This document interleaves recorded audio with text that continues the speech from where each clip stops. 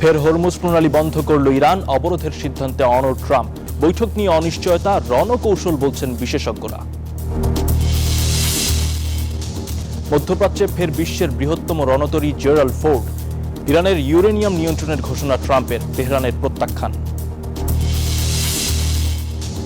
পশ্চিমবঙ্গে বিধানসভা নির্বাচন ঘিরে উত্তেজনা। তৃণমূল ভোটারদের কৌশলে বাদ দেওয়ার অভিমত মমতার, বিজেপির অস্বীকার।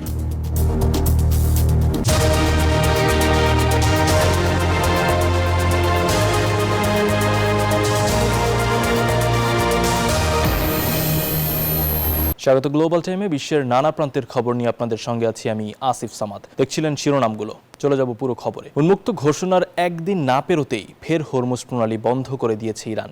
ইরানি বন্দরে মার্কিন নৌ অবরোধ অব্যাহত থাকায় শনিবার এই ঘোষণা দিয়েছে তেহরান। এতে বিশ্ব জ্বালানি সরবরাহ নিয়ে নতুন করে তৈরি হয়েছে শঙ্কা। অনিশ্চয়তা দেখা দিয়েছে ইসলামাবাদে আসন্ন ইরান যুক্তরাষ্ট্রের মধ্যকার বৈঠক নিয়েও। বিশেষজ্ঞরা মনে করছেন সংলাপে নিজেদের অবস্থান দৃঢ় করার জন্যই এই কৌশল নিয়েছে তেহরান। আবারও রণক্ষেত্রের অন্যতম হাতিয়ার বিশ্বের গুরুত্বপূর্ণ নৌরুট হরমুজ। এই প্রণালীর নিয়ন্ত্রণ এবং মার্কিন সামরিক অবরোধ প্রত্যাহার নিয়ে ইরান যুক্তরাষ্ট্রের মধ্যে বিভেদ ফের স্পষ্ট হয়েছে। শুক্রবার তেহরান ঘোষণা দিয়েছিল লেবাননে চলমান যুদ্ধবিরতিতে হরমুজ উন্মুক্ত রাখা হবে। তবে দিন না পেরোতেই সিদ্ধান্ত বদলেছে ইরান। যুক্তরাষ্ট্রের নৌ অবরোধকে জলদস্যুতা আখ্যা দিয়ে পুনরায় এই প্রণালী বন্ধ এবং কঠোর নিয়ন্ত্রণের ঘোষণা দিয়েছে ইরানের বিপ্লবী গার্ড বাহিনী আইআরজিসি। দেশটির পার্লামেন্ট স্পিকার মোহাম্মদ বাঘের গালিবাফ জানিয়েছেন, মার্কিন অবরোধ অব্যাহত থাকলে হরমুজ প্রণালী আর উন্মুক্ত রাখা হবে না। তবে ইরানের এমন শর্ত মানতে নারাজ প্রেসিডেন্ট ডোনাল্ড ট্রাম্প। সাফ জানিয়েছেন, চুক্তি না হওয়া পর্যন্ত ইরানের বন্দরে অবরোধ অব্যাহত থাকবে। তেহরান ওয়াশিংটনের এমন অনড় সিদ্ধান্তে বিশ্ববাজারে জ্বালানি সরবরাহ নিয়ে নতুন করে শঙ্কা তৈরি হয়েছে। এই পরিস্থিতি সাময়িক নাকি দীর্ঘস্থায়ী তা নিয়ে বিশ্ববাজারে রীতিমতো উত্তেজনা বিরাজ করছে। পাকিস্তানের সেনাপ্রধান অসিম মুনিরের তেহরান সফর শেষ না হতেই ইসলামাবাদে আসন্ন বৈঠক নিয়েও দেখা দিয়েছে অনিশ্চয়তা। ইরান এই কৌশলগত জলপথকে দর কষাকষির হাতিয়ার হিসেবে ব্যবহার করছে। যুক্তরাষ্ট্রের সাথে আসন্ন পারমাণবিক ও নিরাপত্তা চুক্তির আলোচনায় নিজেদের অবস্থান শক্তিশালী করতে এই কৌশল নিয়েছে তেহরান। এদিকে হরমুজ প্রণালী পুনরায় খুলে দিতে ইরানের প্রতি আহ্বান জানিয়েছে যুক্তরাজ্য সহ কয়েকটি দেশ।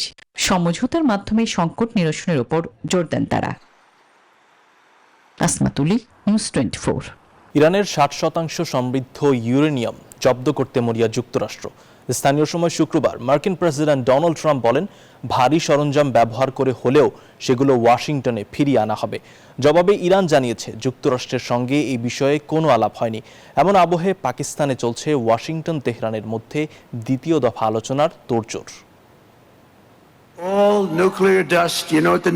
60% অপরিশোধিত ইউরেনিয়াম 90% পর্যন্ত সমৃদ্ধ করতে চেয়েছিল ইরান, যা দিয়ে পারমাণবিক বিস্ফোরক তৈরি সম্ভব।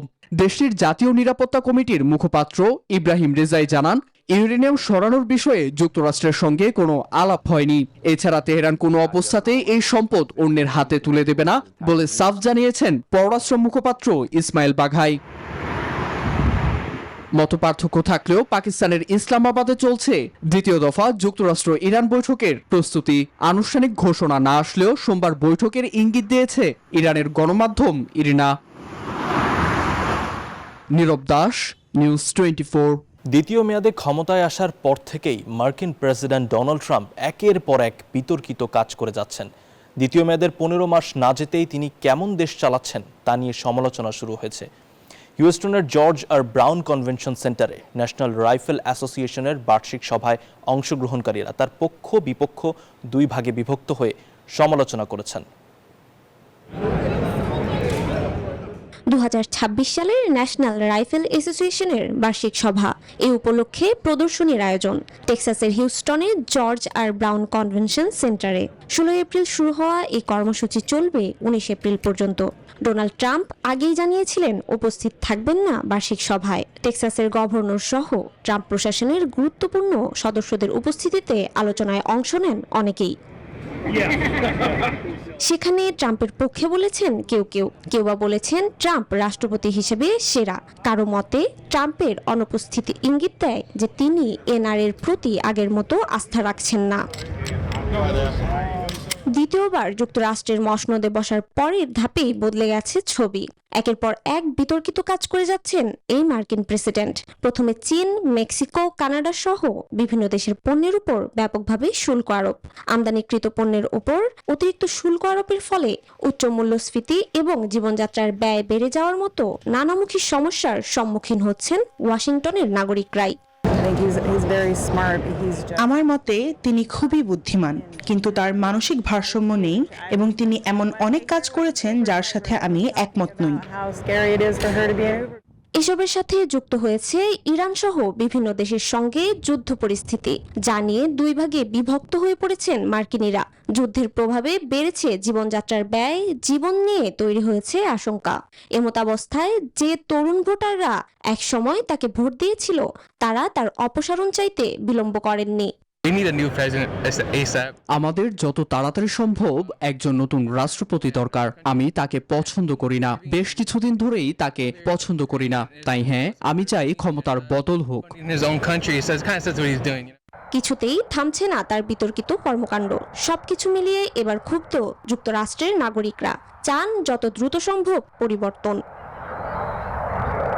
চৈতি রয়, নিউজ 24। ভারতের পশ্চিমবঙ্গে বিধানসভা নির্বাচন ঘিরে চলছে শেষ মুহূর্তের প্রচারণা। স্থানীয় সময় শনিবারও নানা এলাকায় প্রচারণা চালাতে দেখা যায় আইন প্রণেতাদের। প্রচারণায় গিয়ে ভারতীয় জনতা পার্টি বিজেপিকে তুলোধুনো করতে ছাড়ছে না পশ্চিমবঙ্গের ক্ষমতাসীন তৃণমূল কংগ্রেস।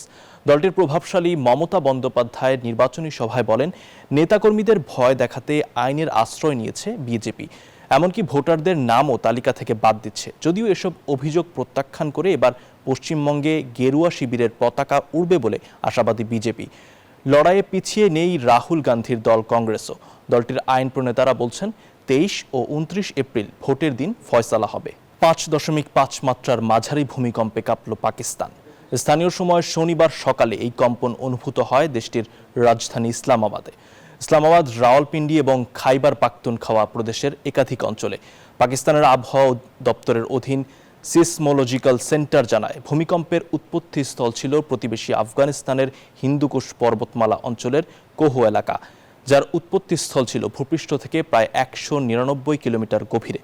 তবে কম্পনের পর এখন পর্যন্ত কোনো হতাহতের খবর পাওয়া যায়নি। মূলত ভারতীয় ও ইউরেশীয় টেকটনিক প্লেটের সংযোগস্থলে অবস্থিত হওয়ায় পাকিস্তান ভূমিকম্প প্রবণ অঞ্চল বলে মত বিশেষজ্ঞদের। 418 জন হজযাত্রী নিয়ে বাংলাদেশের প্রথম হজ ফ্লাইট সৌদি আরবের জেদ্দায় পৌঁছেছে। শনিবার স্থানীয় সময় ভোরে ফ্লাইটটি জেদ্দার কিং আব্দুল আজিজ বিমানবন্দরে নামে। যাত্রীদের অভ্যর্থনা জানান বাংলাদেশের রাষ্ট্রদূত মোহাম্মদ দেলোয়ার হোসেন। উপস্থিত ছিলেন আরও উচ্চপদস্থ কর্মকর্তারা। আল্লাহর সন্তুষ্টি লাভের আশায় প্রতি বছরই হজ পালন করতে বাংলাদেশ সহ বিশ্বের বিভিন্ন প্রান্ত থেকে সৌদি আরব যান লাখ লাখ মুসলিম। এবছর প্রথম ফ্লাইটে বাংলাদেশ থেকে 418 জন সৌদি আরব পৌঁছেছেন। শনিবার স্থানীয় সময় ভোর 4:30 জেদ্দার কিং আব্দুল আজিজ বিমানবন্দরে অবতরণ করেন তারা। যাত্রা নির্বিঘ্ন হয় স্বস্তি প্রকাশ করেন হজযাত্রীরা। তাদের যে ব্যবস্থাপনা আমি এখানে দেখেছি এবং আমার বাংলাদেশ থেকেও যে ব্যবস্থাপনা এসেছি, আমি এতে অত্যন্ত খুশি হয়েছি। প্রথম ফার্স্ট ফ্লাইটের যাত্রী, আমাদের অত্যন্ত ভালো লেগেছে এবং তার শুভকামনা করি এবং আপনারা সব ভালো। বাংলাদেশ এম্বাসি প্রধান উনি নিজে হাজির ছিলেন, আমাদেরকে গ্রহণ করেছেন। আমরা খুব আত্মউপলব্ধি করছি, ভালো মনে হচ্ছে। এখানে সৌদিয়ানরা প্লাস এখানে যারা বাঙালি আমাদের এমবেসি থেকে ছিলেন, ওনারা সবাই আমাদেরকে রিসিভ করেছে খুব কর্ডিয়ালি এবং আমাদের এখানে প্রত্যেকটা কার্যক্রম খুব সুষ্ঠুভাবে সম্পন্ন হয়েছে, কোনো রকম সমস্যা হয়নি। তাদের অভ্যর্থনা জানান দেশটিতে নিযুক্ত বাংলাদেশের রাষ্ট্রদূত মোহাম্মদ দেলোয়ার হোসেন। উপস্থিত ছিলেন বাংলাদেশ দূতাবাস, কনসুলেট, বিমান ও সৌদি আরবের উচ্চ পদস্থ কর্মকর্তারা। আমাদের বিমানের রিজিওনাল ম্যানেজার এবং আরো কর্মকর্তা আমরা এখানে আছি। আমরা চেষ্টা করব যে অতীতের ভুলগুলোর জন্য পুনরাবৃত্তি না ঘটে এবার। তো সকলের দোয়ায় আমরা আশা করছি যে এবার আমরা অতীতের যে কোনো সময়ের চেয়ে ভালোভাবে হজ প্রক্রিয়াটা আয়োজন করতে পারবো। আমরা সবসময় হজ ফ্লাইটগুলোর সামনে থাকি সার্ভিস দেওয়ার জন্য। আমরা চেষ্টা করি, আমরা দোয়া করি ওনাদের হজগুলো আল্লাহ কবুল করুন। প্রথম ফ্লাইটে যাওয়া সব হজযাত্রীকে সৌদি সরকারের পক্ষ থেকে একটি করে জায়নামাজ, তসবিহ ও আতর উপহার দেওয়া হয়। পরে বিমানবন্দরের আনুষ্ঠানিকতা সম্পন্ন করে হজযাত্রীরা বাস যোগে জেদ্দা থেকে মক্কার উদ্দেশ্যে রওনা হন। Desk report, news 24। এ ছিল গ্লোবাল টাইমে। এতক্ষণ সঙ্গে থাকার জন্য ধন্যবাদ।